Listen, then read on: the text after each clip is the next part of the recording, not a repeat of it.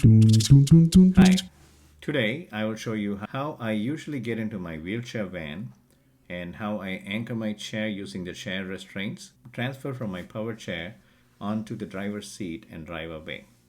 I will also show you how I transfer back from the driver's seat to the power chair and get down from the van. First, here's a brief history about me and my condition. According to my parents, I had already gotten my second dose of polio vaccine and I was due for my booster shot in a few weeks. At 11 months old, I had just started to stand on my own, but all of a sudden, I got pummeled by the poliomyelitis virus. And ever since, I have been living with disability for almost my entire life. When I was young and able to walk with the help of leg braces and crutches, I used to ride a scooter with balancing wheels.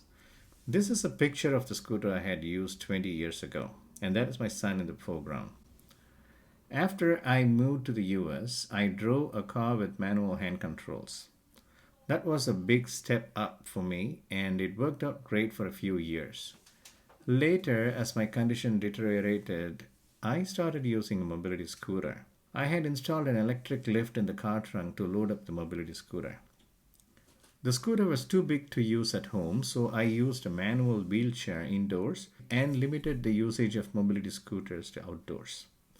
After a few years, my condition further deteriorated to the extent that I was unable to get down and independently operate the electric lift to load or unload the scooter.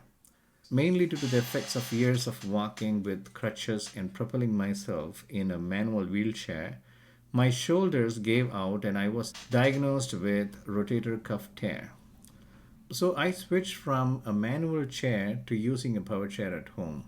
While I was using the power chair, I was unable to independently load it up in the car trunk and drive on my own. So I saved up enough money to purchase a wheelchair ramp van. My power chair has given me the independence to enjoy my life doing the things I love. Whereas my wheelchair van has exponentially increased my freedom to go places and do things effortlessly. This has been a transformative experience for my life. I created this as an informative video for people with similar mobility disabilities and for caregivers. Hope you find this useful. I'm going to show you two different ways I transfer from my power chair to the driver's seat. This is the first method where I pull into the next to the driver's seat, elevate my power chair, and then transfer from my power chair to the driver's seat using a wooden transfer board.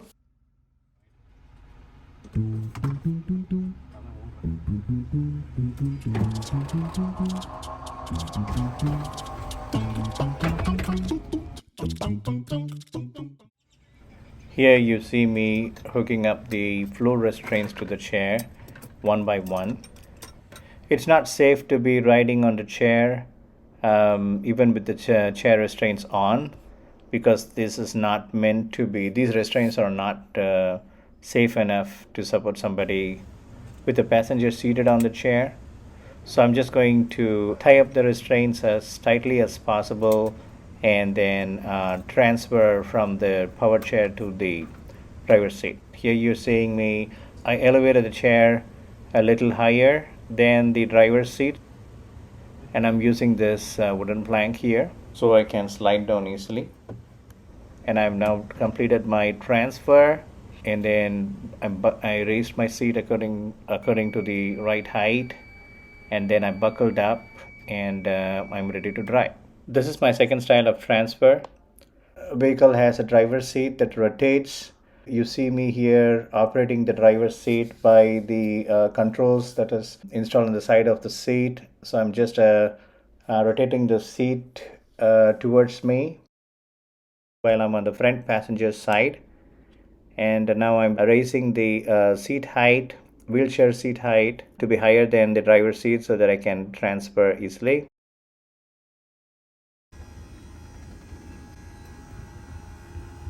So these are the controls. Well, there are three axes of controls: front, back, high, up and down, left to right sliding. I'm transferring from the wheelchair to the driver's seat. without using the transfer board. Seat, I'm rotating back to driver's seat back to the driving position. I'm using all the controls to adjust the seat position. The reason I have the front passenger seat removed is because here it's convenient for me to pull up next to the driver's seat and then transfer. I use this configuration primarily to commute between work and home. The reason why I do not drive from my power chair is because my power chair does not have enough clearance underneath the chair to install a hook that can be used in conjunction with an easy lock restraint system. When I go on long rides and when I have my family members with me, I prefer to have the front passenger seat installed so that it will have additional passenger carrying capacity. I pull in my wheelchair to the middle of the van, pull the driver's side behind all the way back to the middle of the van, transfer from the power chair to the driver's seat, hook up the restraints, and then reposition myself to the driving position. Thank you for watching this video. I'll see you in my next one. Bye.